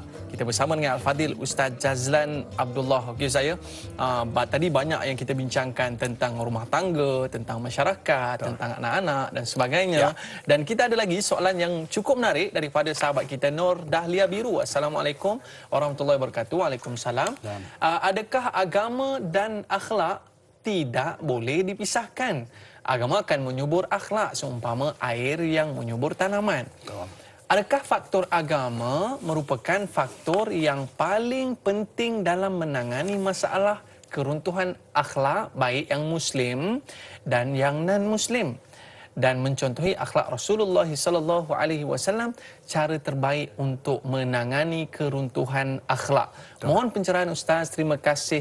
#biar tahu jangan keliru. Baik Ustaz, faktor agama ini faktor tunjang dalam membentuk pribadi jati diri yang mulia. Baik, bismillahirrahmanirrahim. Nurul Dahlia, berkaitan dengan disebut macam mana menangani keruntuhan akhlak ni. Dan saya suka sebut iaitu ubat kepada keruntuhan akhlak. Senanglah ubat dia. Ada ubat dia saya. Kan?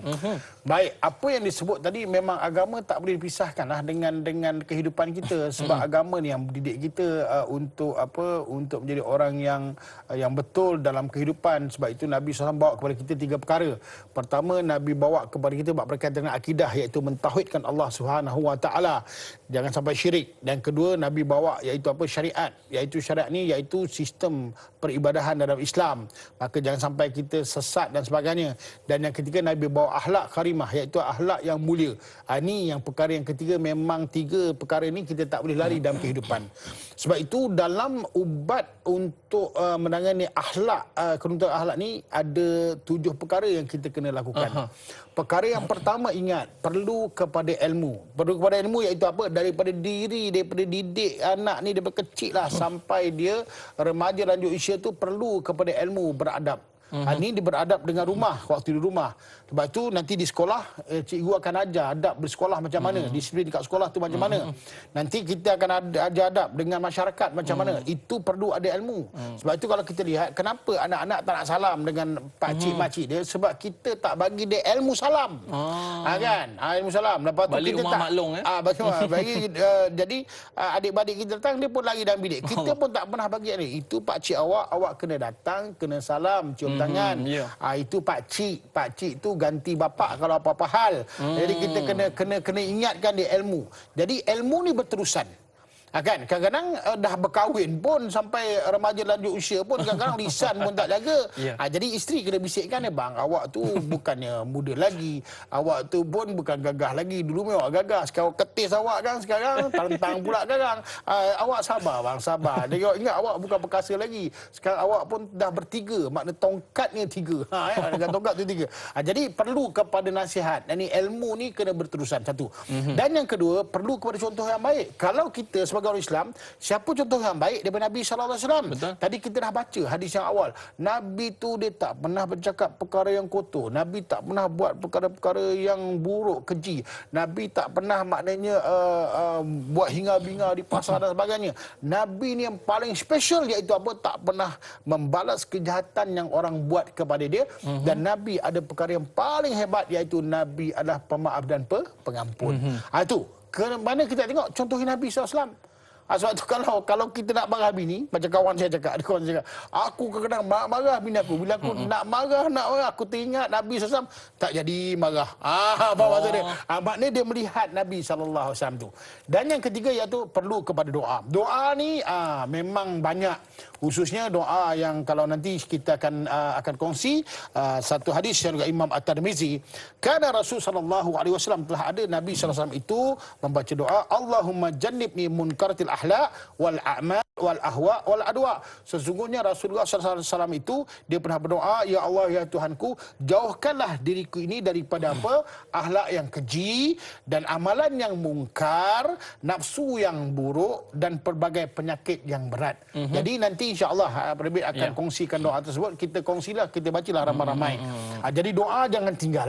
Dan itu yang ketiga. Dan yang keempat apa? Ingat, ubatnya berkawanlah dengan orang-orang yang baik.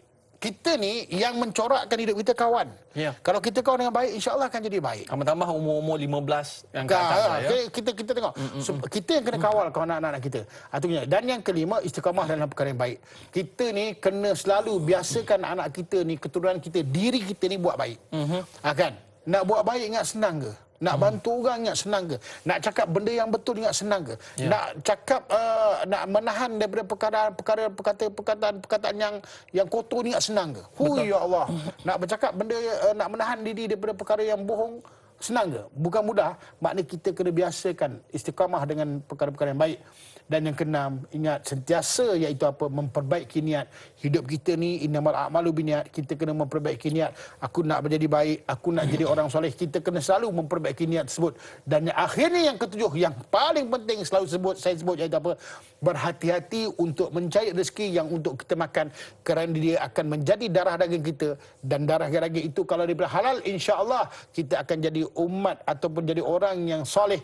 Tapi kalau kita makan daripada benda-benda yang haram atau syubhat ataupun harta yang tak sah taraf, maka waktu tu kita takut kita jauh daripada rahmat Allah. Jadi kita jagalah 7 perkara tersebut. Mudah-mudahan dengan perkongsian ini kita menjadi hamba Allah yang berakhlak mulia. Amin ya rabbal alamin. Agama dan akhlak memang tidak dapat dipisahkan. Sebab kita takut bila kita makan perkara haram, pannar aula bih. Maka api neraka yang paling sesuai dengan kita. Baik, Ustaz, kita ada pemanggil tadi. Assalamualaikum. Waalaikumsalam warahmatullahi wabarakatuh. Ya, siapa di talian? Saya Supinah Yusof daripada Tanjung Karang, nak ajukan soalan dengan Ustaz ya. Puan Supinah, apa khabar? Alhamdulillah sihat. Silakan dengan soalan. Ustaz macam ni kan? Ya. Ya. Ataupun tip lah Ustaz ya. Betul ke Ustaz kalau kita nak dihormati oleh ibu anak-anak ataupun orang yang bawah pada kita, kita kena hormat dia orang dulu. Sambil kita mengajar dan kita kata panduan lah. Betul. Lepas tu saya ada terbaca dalam hadis tu kata Nabi, kalau kita nak dikasihi mesti kita kena mengasihi. Tak kisahlah dengan anak ke atau dengan semua orang lah Ustaz ya. Betul Ustaz? Pencerahan Ustaz ya. Okey Ustaz. Assalamualaikum. Waalaikumsalam warahmatullahi wabarakatuh. Terima kasih Puan Supina atas perkara yang diajukan. Sebab dalam lagu pun ada sebut Ustaz. Hormat pada yang tua, kasih pada yang muda. Maknanya saling kasih mengasihi antara satu sama lain. Bila yang muda dihormati, yang tua dihormati, maka akan terjalinlah kasih sayang di antara mereka. Apa sebenarnya signifikan yang kita boleh bawakan dalam amalan ini? Baik. Silakan Ustaz. Bismillahirrahmanirrahim. Puan Supinah Supinah ni Jawa ni bangsa aku ni. Terbaik. Okey, ni cerita kat Okey. Berkaitan dengan perlu tak kita menghormati kita orang tua, bukan orang tua, minta maaf tak tua. Kita orang remaja lanjut usia ni merahmatilah, iaitu orang yang lebih muda daripada kita. Dengan kita merahmati orang yang paling muda daripada kita, insya-Allah orang yang muda itu akan menghormati kita. Itu benda yang kita kena faham. Sebab Nabi sebut kan, kalau engkau tidak malah yurham tu, maknanya Nabi sebut kalau engkau tidak menghormati orang, orang tidak akan menghormati engkau. Maknanya kalau kita tak beradab, orang tidak akan beradab dengan kita. Jadi kita kena fahamlah, kita kena dulukan adab. Sungguh pun kadang-kadang patutnya kalau kita jumpa anak-anak yang ulur salam kat kita. Betul. Tapi kenapa kita ulur salam? Bukan kita mengalah, maknanya bukan kita tak. Sebab kita mungkin itu adalah pengajaran, pembelajaran supaya dia faham, orang tua yang memberi salam dulu kepada kita, yang mulakan salam. Kenapa kita tidak? Tapi kadang-kadang budak-budak dia badok je, dia buat tak tahu je. Oleh sebab itu kena jaga. Belajar menghormati orang, belajar maknanya mengasihi, belajar mencintai, belajar merahmati, belajar maknanya memahami, insya-Allah maka kita akan dapat menghormati dan kita akan dapat dihormati. Mengalah tidak bererti kalah ya. Betul.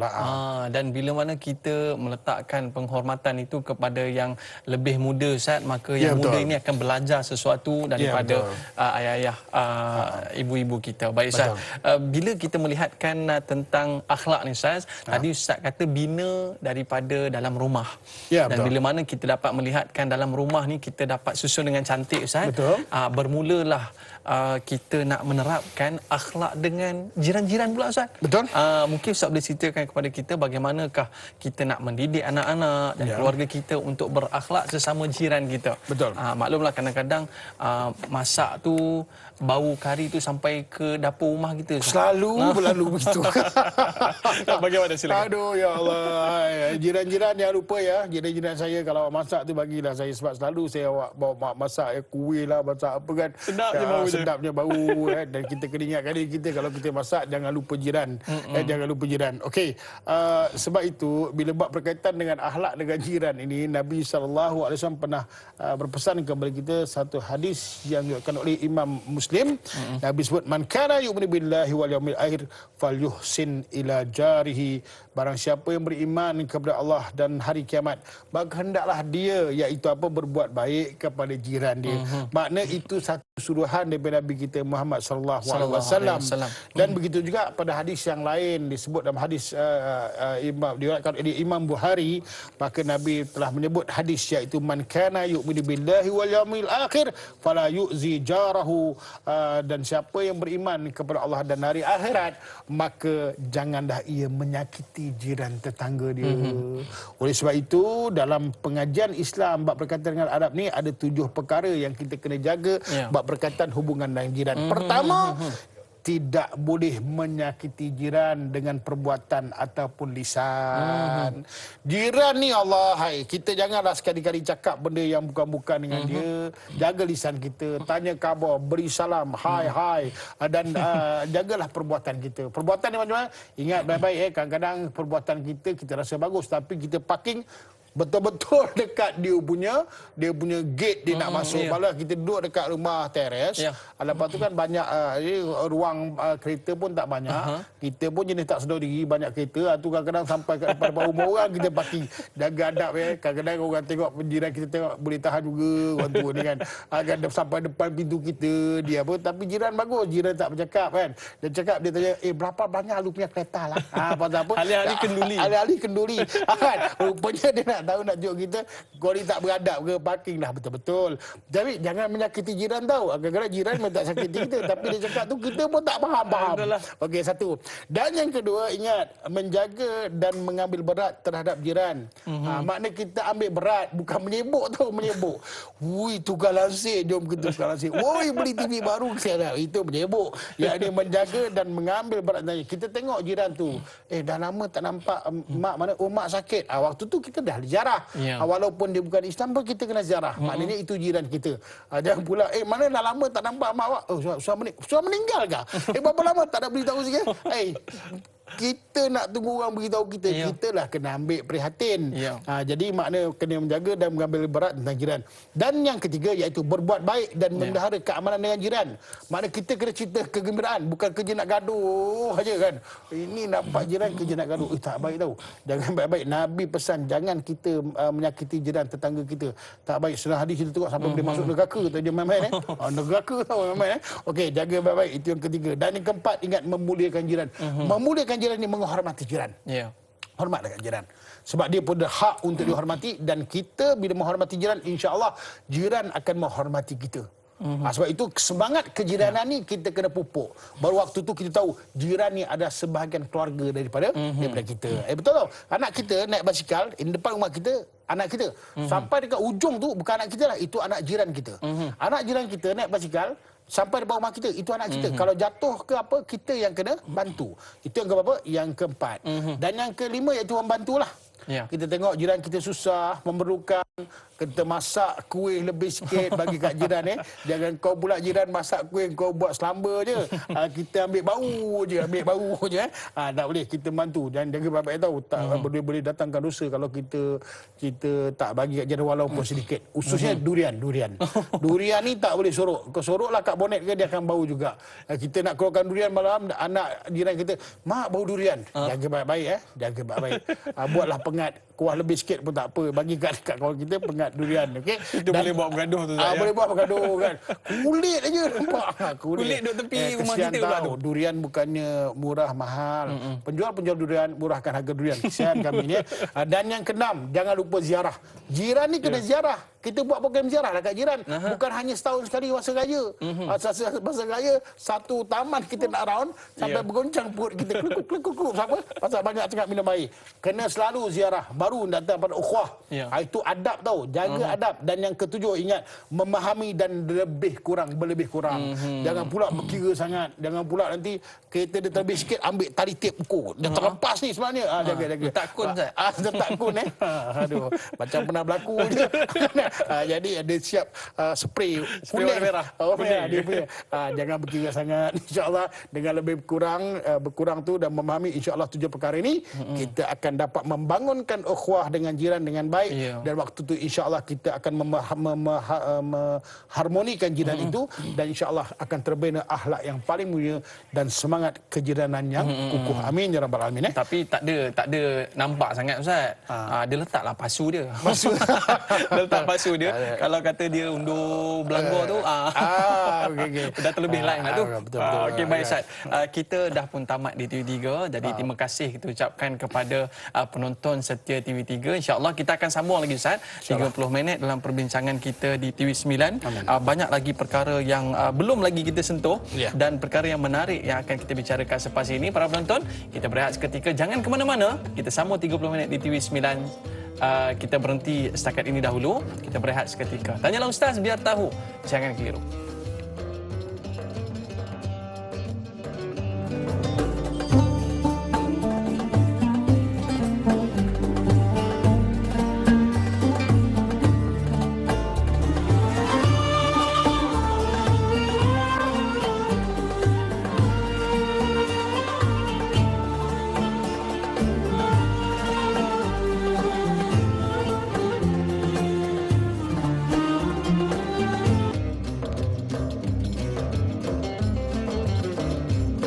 Alhamdulillah kembali dalam Tanyalah Ustaz, biar tahu jangan keliru. Terima kasih atas kesetiaan anda semua. Terus bersama dengan kita banyak poin yang Ustaz berikan. Ada ubat hati, ada cara faktor-faktor menyelesaikan masalah dan sebagainya. Jangan lupa masukkan di ruangan komen dalam Facebook Tanyalah Ustaz TV3. Baik, kita ada pemanggil talian Ustaz. Tak sabar-sabar daripada tadi lagi dia tunggu Ustaz ni. Dengar kata ada cerita yang nak disebar pada hari ini. Assalamualaikum. Siapa di talian? Waalaikumsalam warahmatullahi wabarakatuh. Ini Haji Tukino ni. Okey Ustaz. Ustaz Jalan, Ustaz Jalan dan Dai Aiman. Haji Tukino ni Haji Muhammad Saleh daripada Skudai. Apa khabar Ustaz? Khabar Ustaz? Sihat ke? Alhamdulillah. Terima kasih banyak-banyaklah semua sekali dapat memanggil ataupun mengambil saya pagi. Ingatkan saya tak dapat pagi ni. Okey. Tak apa.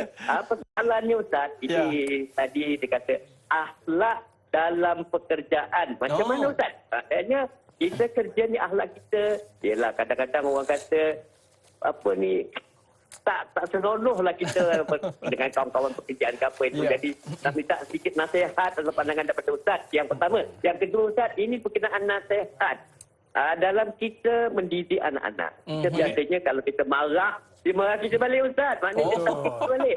Tapi adakah betul Ustaz kalau kita pakai doa atau pakai pujuk atau pakai nasihat lebih baik daripada yang pakai tengking, pakai marah tadi Ustaz? Itu soalannya Ustaz ya. Ya, betul. Terima kasih banyak-banyak. Semua sekali. Assalamualaikum. Waalaikumsalam warahmatullahi wabarakatuh. Haji Tukino ni kita boleh sebutkan dah sebahagian daripada keluarga Tanyalah Ustaz ya. Alhamdulillah. Dan saya dah bertemu dengan Haji Tukino dan terima kasih. Awak memang orang yang sangat baik dan selalu mendoakan saya. Macam mana orangnya? Orangnya handsome bergaya.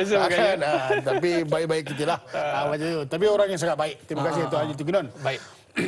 Biasa Ustaz, yang menonton kita pada hari ini ada juga di kalangan orang-orang yang sedang bekerja ni Ustaz. Ya betul. Mungkin Ustaz boleh kongsikan kepada orang yang sedang bekerja ni, tak kira lah abang kamera kita ke, abang lighting kita ke, orang yang sedang buat kerja di ofis ke, apakah adab-adab ataupun cara menangani keruntuhan akhlak tu Ustaz? Silakan.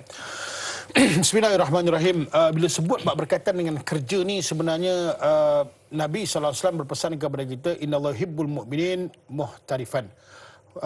Sesungguhnya Allah SWT mencintai orang mukmin yang bekerja, yang berkualiti dan bersungguh-sungguh.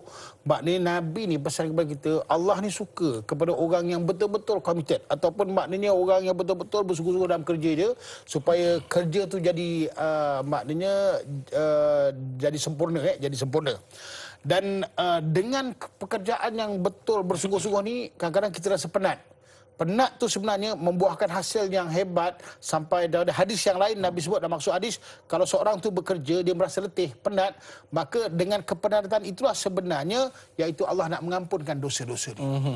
Kita kerja penat kan, pagi sampai ke petang, kadang-kadang masuk lagi tambah lagi disebut berkaitan dengan overtime dan sebagainya. Sekarang PKP kan bersyarat ni, maknanya kita kerja yang ada di rumah. Ingat senang bekerja di rumah dengan anak, balik mainan dengan apa, dengan laki nak minta tarik, kan penat kan. Tapi tak apa, ganjaran dia kalau kita rasa penat, sebenarnya waktu itulah sedang Allah nak mengampunkan dosa-dosa kita. Persoalannya bagaimana kita nak jadi iaitu pekerja yang cemerlang, kita kena buat 7 perkara juga. Senang kita ambil semua 7 pagi ni. Okey. Yang pertama, bekerja dengan ikhlas, niat kerana Allah. Kadang-kadang ada orang tu, ini bukan kerja aku ni, kerja kau. Tolonglah buat. Kalau orang lain suruh kita buat kerja, bos kita suruh kita buat kerja yang bukan bidang kita, sebenarnya Allah nak bagi kita ilmu. Bukan maknanya nak membebankan kita. Jadi kita dapatlah tahu punya, macam ni keadaan dia, kaedah dia begini. Jadi bekerja niat kerana Allah Ta'ala. Dan yang kedua, ingat, tekun dan bersungguh-sungguh bekerja. Ini kadang-kadang kita ambil amanah orang, katakan nak buat rumah kontraktor, nak buat rumah orang, kita gebang, kan? 3 bulan boleh cuci tangan, cuci kaki. Rupa lepas 3 bulan dia punya kaki pula, kita punya kaki nak naik kat dia pula. Maknanya contoh kan. Jaga bersungguh-sungguh. Tengok bagaimana kalau kita tengok orang-orang yang bersungguh-sungguh menyempurnakan kerja, maka selesai tu dengan doa, dengan kebaikan yang diberi. Dan yang ketiga, jujur dan amanah. Jangan curi tulang. Jangan curi tulang. Ini masa diberi kita daripada 8 sampai ke 5, buatlah 8 sampai ke 5. Maknanya makan 1 jam lah kita makan. Jadi kalau kita ambil terlebih, maka kita gantikan dengan waktu lebihan tu. Itu memang ada dalam etika. Maknanya jujur dan amanah tu kita yang tahu diri kita siapa. Dan yang keempat, ingat, menjaga etika sebagai orang mukmin. Dalam bekerja tu kita kena tahu bagaimana etika sebagai orang mukmin bekerja. Kita ada berhenti waktu solat, kita ada jaga bab berkaitan pergaulan, kita ada jaga bab berkaitan dengan pemakanan, kita ada jaga bab berkaitan dengan masa. Itu kita kena tahu. Dan yang kelima, ingat, jangan melanggar prinsip-prinsip syariah. Syariah ni penting. Apa yang perlu di garis panduan Islam dalam bekerja itu kita kena tahu. Dan yang ketujuh, ingat, menjaga ukhuwah Islamiah. Antara kita, tim bekerja satu tim, maka waktu itu kita jadikan ia satu pasukan. Bukan antara itulah kita nak menjatuhkan antara satu sama lain. Mentang-mentang kita senior, tengok yang ini semua salah, semua ni inilah menipu. Kita ni suka-suka je nak merosakkan orang, nak menjatuhkan orang, dan akhirnya satu hari Allah pun jatuhkan kita pun tak perasan, jadi hina. Sebab itu jaga baik-baik. Itu perkara yang pertama yang disebut oleh Haji Tukinon. Ingat, jaga disiplin untuk berkaitan dengan bekerja. Dan perkara yang kedua saya nak sentuh di sini disebut oleh Haji Tukinon, macam mana anak-anak ni kan, nak dimarah ke macam mana. Saya nak baliklah pada asas. Sebenarnya mendidik ni kita kena tahu persediaan kita untuk jadi seorang pendidik. Maknanya pendidik kita ni bersiap tak? Kalau kita suami, macam mana kita bersiap tak untuk jadi pendidik? Kalau kita isteri, kita bersiap tak untuk menjadi pendidik sebagai seorang isteri? Kita pernah fikir tak benda tu? Okey, sebab tu saya nak sentuh pagi ni, bila Haji Tukinon sebut ni, sebenarnya kita tengok otai-otai kita ni, dia punya pemerhatian ni cukup halus. Betul. Sebab apa? Dia tengok, dia dah tahu dah. Lain dulu, lain sekarang kan. Maknanya dulu orang cukup beradab. Kenapa sekarang anak-anak kini ni bukan dia kurang kepahaman dalam peradaban. Betul. Bukan kurang adab kurang kepahaman dalam peradaban. Okey. Ada 7 perkara juga yang kita kena tahu buat berkaitan persediaan kita. Pertama, hendaklah kita menjadi orang bersyukur. Ingat kalau kita nak mendidik ni, kita kena jadi orang bersyukur. Syukur kerana Allah beri kita anak. Syukur kerana Allah bagi kita pelajar. Syukur Allah kena bagi kita, iaitu katakan kita orang yang memimpin. Maknanya kita kena syukur. Allah yang beri kita supaya kita memimpin. Memimpin keluarga ke, memimpin masyarakat ke, Allah yang beri. Ingat baik-baik belajar bersyukur. Kan? Kalau kufur, habis kita. Dan yang kedua, pastikan niat kita menjadi ibu dan ayah yang soleh dan solehah. Anak kita nak kahwin kan? Apa yang dia kata? Dia kata terbaik ya. Ini kalau lepas habis Habis tak dapat macam ni punya stok Bapak dia pun ada lebih tak stok? Ada lebih lah. Bapak je pula tanya. Bapak pula tanya. Okey, maknanya bersedia tak kita, anak kita tu nak kahwin, kita dah cakap anak kita, kau bersedia tak untuk jadi suami yang soleh? Anak perempuan kita nak kahwin, kau bersedia tak jadi isteri yang soleh? Kalau betul-betul bersedia, insya-Allah lah jadi bagus. Ini tak semua sebab menjejih Liu punya pasal. Okey, ni bukan marah, cakap je. Okey. Dan yang ketiga, pastikan punya ilmu untuk mendidik. Kita nak mendidik mesti ada ilmu. Kan? Ini nak beli susu pun dia tak faham susu apa nak beli. Pampers apa nak beli. Dapat anak pun tak tahu nak macam mana nak beri makanan yang baik, nak dipakaikan dengan pakaian baik pun kita tak tahu dah. Kan? Ini kita kena belajar lah. Kan? Lepas tu yang keempat, pastikan kita bersifat sabar. Mendidik ni kena sabar. Kalau Haji Tukinon kata, dulu kita bercakap sabar kan. Maknanya tak payah tengking-tengking pun anak faham. Sekarang ni bila kita cakap tengking, anak tengking balik. Sebab apa? Sifat kita menengking. Sebab kita tak sifat, maknanya tak sifat kita mendidik. Sifat kita menengking. Kan? Anak kita bukan beruang tau. Kan? Anak kita orang bukan beruang. Jadi maknanya, ingat, beruang lain. Orang lain. Orang ni ada hati, ada perasaan. Bagaimana mendidik? Sabarlah. Mungkin hari ni anak kita tak dengar cakap. 2 bulan akan datang dengan sebab kita punya didikan dengan sifat, sikap kita, dia akan berfikir. Ada pula kita, anak ni tak baik sekarang, dia tak akan terus jadi tak baik. Dia akan jadi baik. Sebab apa? Kita yang akan untuk pilih dia jadi baik. Maknanya satu kata kunci yang kuat itu adalah bersabar dalam kita mendidik anak-anak. Betul. Boleh Ustaz kita simpan lagi 2 poin tu? Boleh Ustaz? Kita berehat seketika. Para penonton nak tahu lagi 2 poin bagaimana kita nak mendidik anak-anak, kita kembali selepas ini. Tanyalah Ustaz biar tahu, jangan keliru.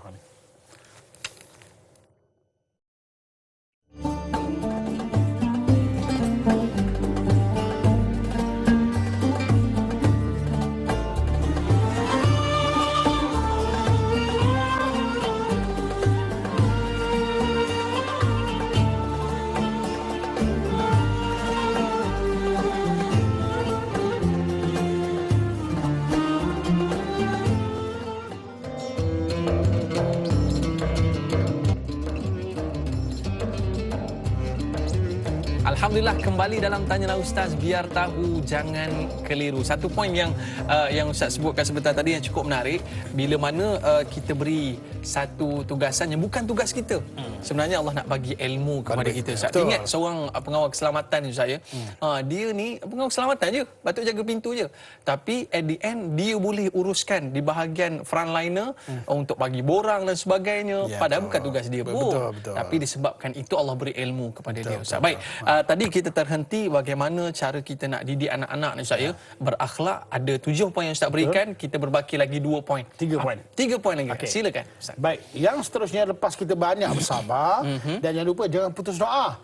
Doa Allah dah kirimkan Al-Quran dan selalu kita baca, iaitu Bismillahirrahmanirrahim. Rabbana hab lana min azwajina wa dzurriyyatina qurrata a'yun waj'alna lil muttaqina imama. Itu doa tu banyakkanlah insya-Allah. Kalau semua berdoa, insya-Allah akan dapat kebaikan. Dan yang keenam, ingat uruskan rezeki yang halal saja. Ini saya selalu sebut. Bab rezeki halal dia punca utama bab berkaitan dengan baik dan kurang baik. Sebab yang makan tu ini sangat-sangat tolong jaga. Betulkan rumah tangga daripada dapur, bukan ruang tamu. Yang dikatakan dapur tu iaitu apa? Masukkan makan-makan yang halal saja. Ruang tamu bolehlah kita ni kan untuk duduk, tapi yang penting rumah daripada dapur. Dan yang ketujuh, istiqamah dalam mendidik. Ingat, seorang pendidik jangan putus asa. Dan kita banyak dengan anak, dengan isteri, dengan masyarakat, dengan apa, jangan putus asa. Sebab kalau kita putus asa, kita rugi, masyarakat rugi, keluarga rugi, semua akan rugi. Berteruslah dengan istiqamah, insya-Allah Allah akan bantu. Mudah-mudahan persediaan kita untuk menjadi orang untuk mendidik di kebaikan ni, maka mudah-mudahan Allah berkati kita dan selamatkan kita, insya-Allah. Amin ya rabbal alamin. Baik, Ustaz. Inilah bila mana kita memulakan pembentukan akhlak itu sedari kecil kepada anak-anak kita di rumah kita, Ustaz. Baik, Ustaz. Tapi persoalan yang kita nak bicarakan selepas ini adalah akhlak ini bukan semata-mata dengan manusia, Ustaz. Hatta dalam kita melakukan ibadat pun ada akhlak-akhlak yang perlu kita jaga. Betul. Apa pandangan Ustaz? Ini sangat penting sebab kita selalu berakhlak dengan manusia je. Tapi dengan Allah Taala bagaimana? Dengan Allah Taala ni kita beribadat, maknanya kita beradablah dengan ibadah. Masa kita beribadah tu perlu pada adab. Sebab itu Allah sebut dalam surah An-Nahl ayat yang ke-97, iaitu auzubillahi minasyaitonirrajim, man amila shalihan min dzakarin aw unsa wa huwa mu'minun falanuhyiyannahu hayatan thayyibah. Lepas tu Allah sebut di sini, iaitu barang siapa yang mengerjakan amalan-amalan yang saleh, tak kira lelaki ataupun perempuan, wa huwa mu'minun, dia itu beriman kepada Allah, maka Allah janji kepada mereka Allah akan hidupkan mereka itu dengan keadaan yang sangat baik. Itu kan adab. Maknanya kalau kita ni betul-betul membuat amal ibadah yang sempurna, asasnya iman yang kukuh, maka Allah janji Allah akan hidupkan kita, iaitu apa? Kehidupan yang baik. Macam mana yang dikatakan adab dan dalam ibadah ni yang perlu kita patuhi, ada 6 perkara. Perkara yang pertama, ingat, wa huwa mu'minun tu iaitu beriman, jangan sampai syirik. Itu adab dan asas ibadah. Syirik habis kita punya amalan. Tak payah kira lah. Lara lah. Tak ada benda lah. Yang kedua, niat ibadah semata-mata kerana Allah. Kalau selain daripada Allah Ta'ala, kita dapat penat je. Tak ada adab lah, maknanya makna itu ikhlas tu adab yang paling asas dalam ibadah tu. Kalau kita tak ada tu, maknanya kita sia-sia lah.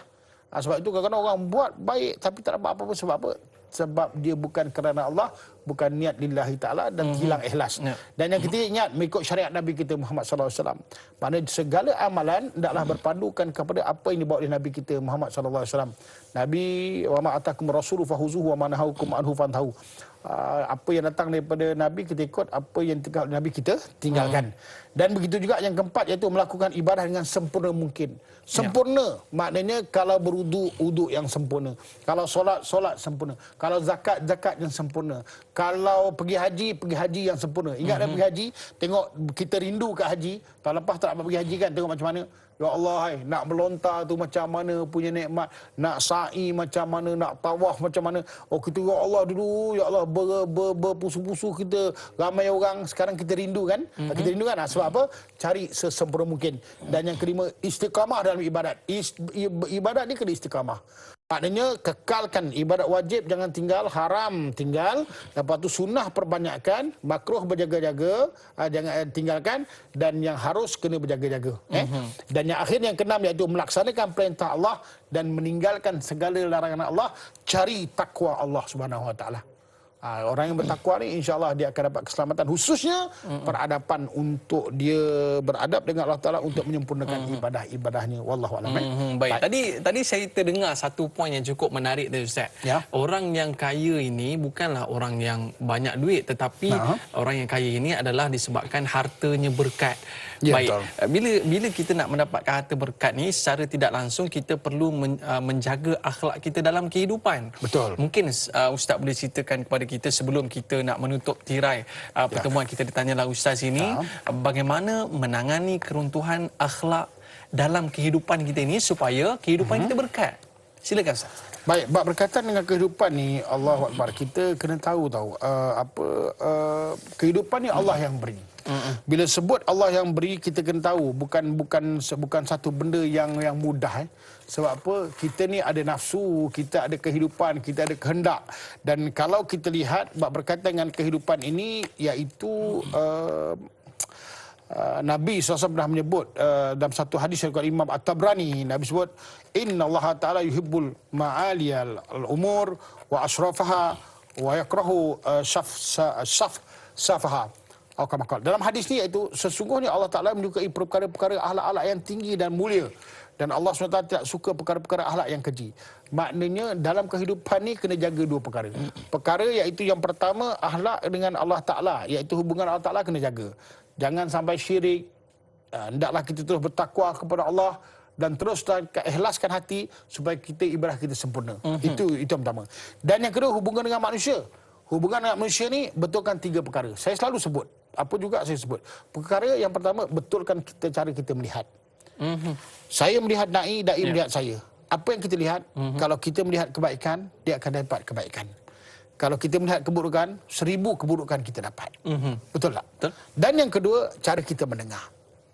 Kalau kita mendengar benda yang baik, dia akan jadi baik kepada kita, yang sempurna kepada kita, dan kita akan jadi orang yang beradab. Ya. Tapi kalau kita mendengar perkara yang buruk, kita layan perkara yang buruk, kita tak akan jadi beradab.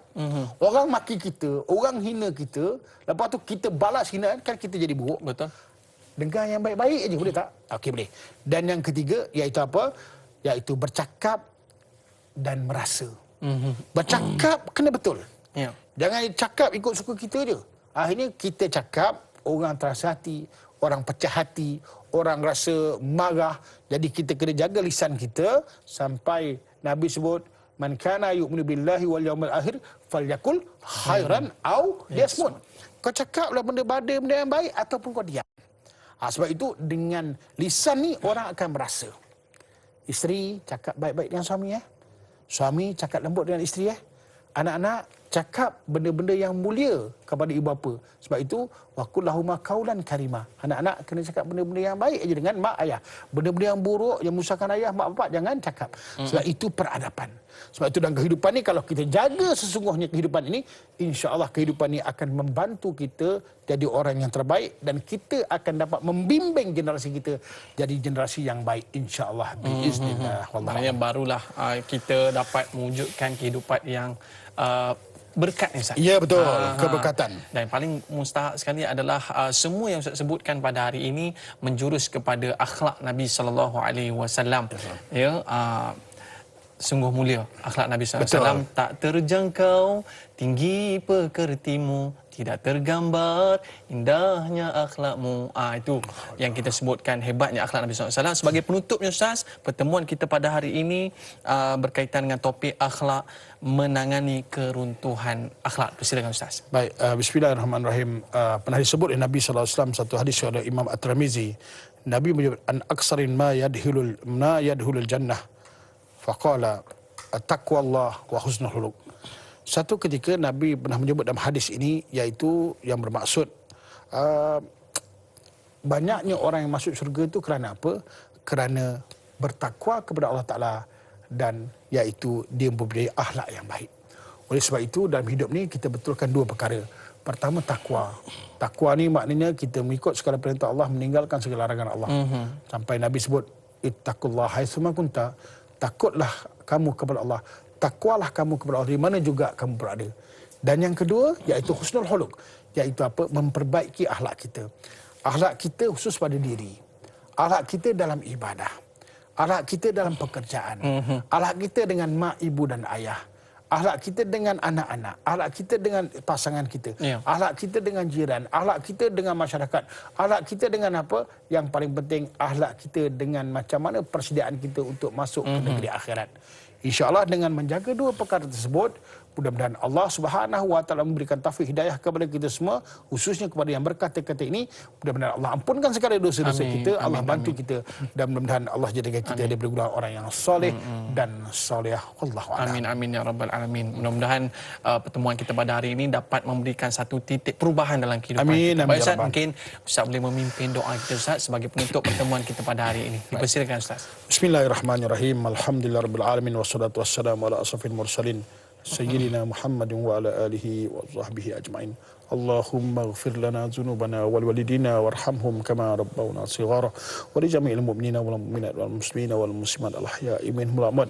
Allahumma inna nas'aluka ridhaka wal jannah wa na'udzubika min sakhatika wan nar. Allahumma inna nastahfizuka dinana wa anfusana wa amwalana wa ahlana wa awladana wa kulla shay'in a'taytana. Allahumma inna na'udzubika minal hammi wal hadan wa na'udzubika minal 'ajzi wal kasal wa na'udzubika minal jubni wal bukhli wa na'udzubika min ghalabid daini wa qahri rijal. Allahumma ja'al jam'ana hadza jam'an marhuma wa tafruqana min ba'di tafruqan ma'suma. Allahumma inna nas'aluka al-huda wa tuqa wal 'afwa wal ghina.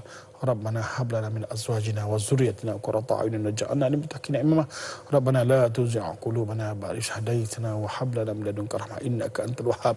Rabbana atina fid dunya hasanah wa fil akhirati hasanah wa qina adzabannar. Wa sallallahu ala sayyidina Muhammadin wa ala alihi wa sahbihi wasallam. Walhamdulillahi rabbil alamin. Amin rabbal alamin. Amin amin amin amin ya rabbal alamin. Hidup biar beradab supaya hidup lebih mantap.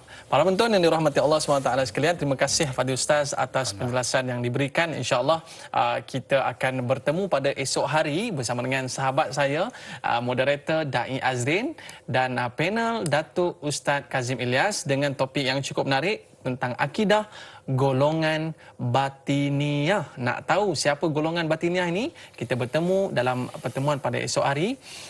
Saya Daya Iman, mohon maaf di atas lanjur kata, terlajak bicara. Ada rezeki kita jumpa lagi. Like dakwah, share ilmu. Assalamualaikum warahmatullahi wabarakatuh. Waalaikumsalam warahmatullahi wabarakatuh.